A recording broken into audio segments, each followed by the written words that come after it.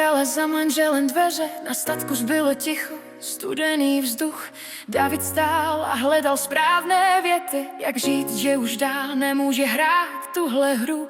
Odcházel kvůli jiné lásce od rodiny, kde 2 krásné děti měl. A tehdy ještě nevěděl, že to nebude na pořád. Někdy láska změní směr, i když bolí víc než pád. Co dnes vypadá jak konec, čas nás naučí jinak brát. Když kapitola skončí, druhá začne příběh psát. Ne všechno, co se rozpadá, říká, že bylo špatně žít a mít rád. Pak si šla Linda, tichá, silná, šla s ním cestu dlouhých 20 let. 3 děti, domov, krásné role i všední dny. Pohádka, která byla jejich tajný svět.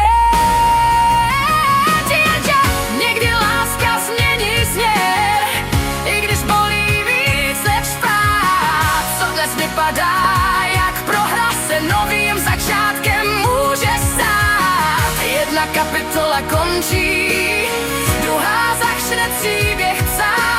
Jenže i za to, co lidi soudí, se někdy vyplatí bojovat.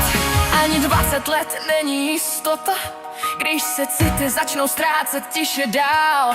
Někdy odejdeš bez křiku, jen proto, že už nechceš blízkým dál.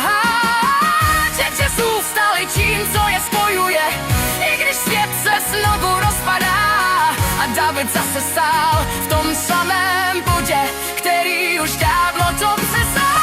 A pak přišla stará mladší hlas, kolegyně z prken, co znamenají svět. Nový směr, nový dech, nový čas, co rozsvítí další den. Svět to vidí černobílé, má jasno dřív, než padne slovo, ale srdce zná jen vlastní pravdu, i když ví, že to bude stát.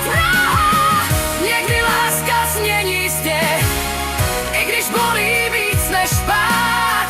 Co dnes vypadá jak konec, čas nás naučí jinak brát. Když kapitola skončí, druhá nás začne nový příběh psát. Na všechno, co se rozpadá, znamená, že bylo špatně žít a mít rád. Dana má dnes klid a nadhled, Linda děti, ticho, sílu stát. A David dál hledá cestu, jak pravdivě žít a nemuset bohat. 3 ženy, 3 kapitoly.